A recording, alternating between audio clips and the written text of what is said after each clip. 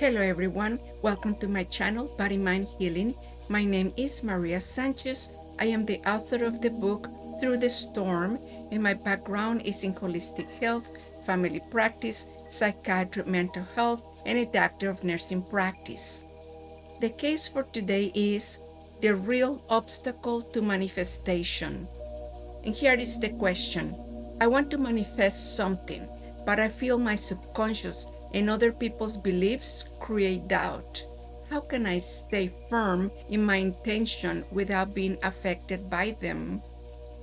First, it is important to understand that manifestation does not simply consist of repeating an idea a few times and expecting the subconscious mind to immediately accept it.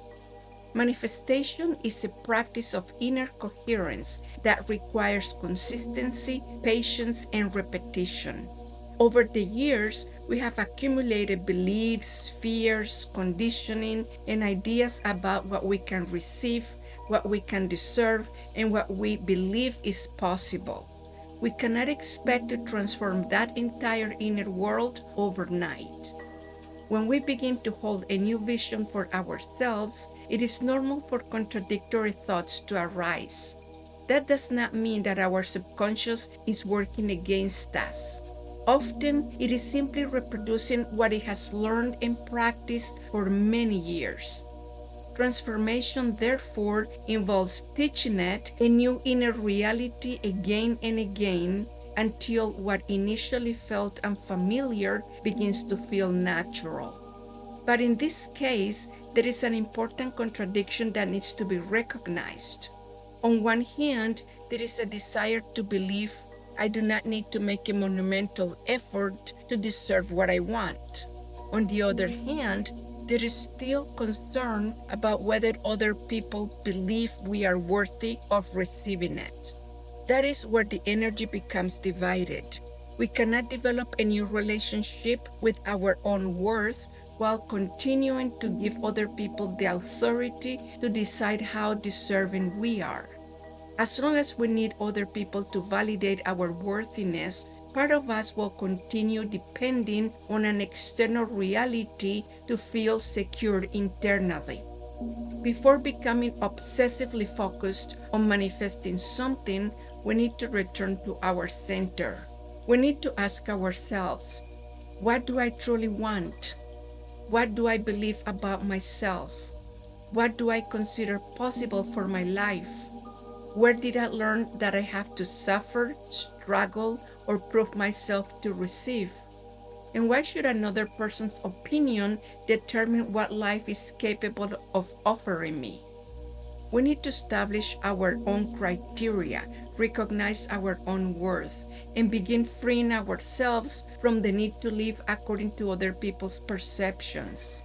Because when we think one thing, feel another, and fear something else entirely, our inner energy becomes fragmented.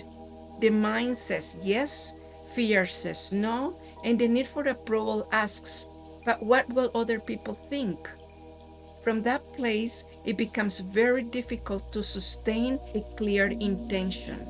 Manifestation does not mean mentally fighting against every negative thought. It means cultivating enough inner coherence that those thoughts no longer govern us.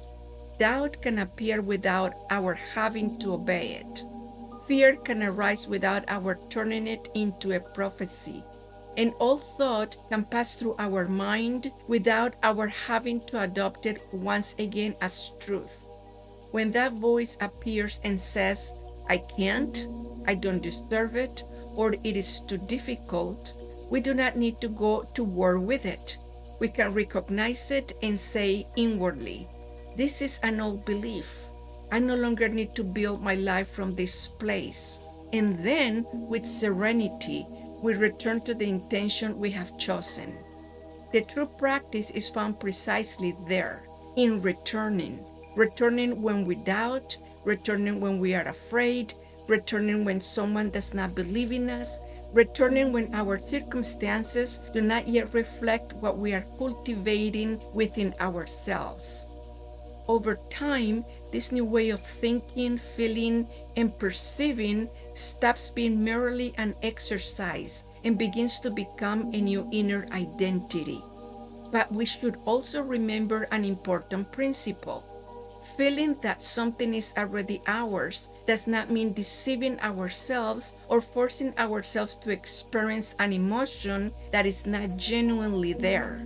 It means familiarizing the mind and body with the possibility of that experience. We can imagine how we would live, how we would walk through the world, how we would make decisions, and how we might feel if what we desired were already becoming part of our reality. At the same time, we also need to learn how to let go. We cannot turn manifestation into constant vigilance, anxiety, or desperation to determine whether it is working. When an intention is born from anguish, the underlying message remains: I do not have it. Something is missing. I need it to arrive before I can be okay. An intention sustained through trust sounds very different. I know what I desired. I am willing to receive it. I'm doing my part, and I do not need to control every detail of the path through which it will arrive. From a spiritual perspective, we could say that the field of inner possibilities does not respond only to the words we repeat, but to the coherence we cultivate among thought, emotion, intention, and action. It is not enough to repeatedly say it is already mine while inwardly experiencing fear, unworthiness, or desperation. That is why, before creating endless affirmations, commands, or manifestation exercises, we need to work on our own center. In other words, define, release, trust, act, repeat. Define clearly what we desire, release the beliefs that contradict our worth, stop asking other people for permission to feel deserving, trust without demanding immediate results, act when life presents us with an open door, and returning to our intention whenever old programming attempts to lead us back into fear. Because the deepest manifestation does not begin when we finally obtain what we desire.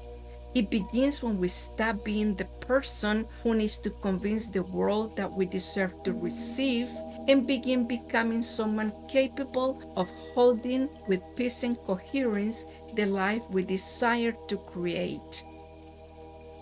If this message resonated with you, my book, Through the Storm, delves deeper into the journey of healing, faith, nervous system survival, and reconnecting with the self.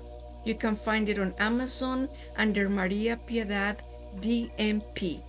If you like this video, like it, comment, share, and subscribe to the channel.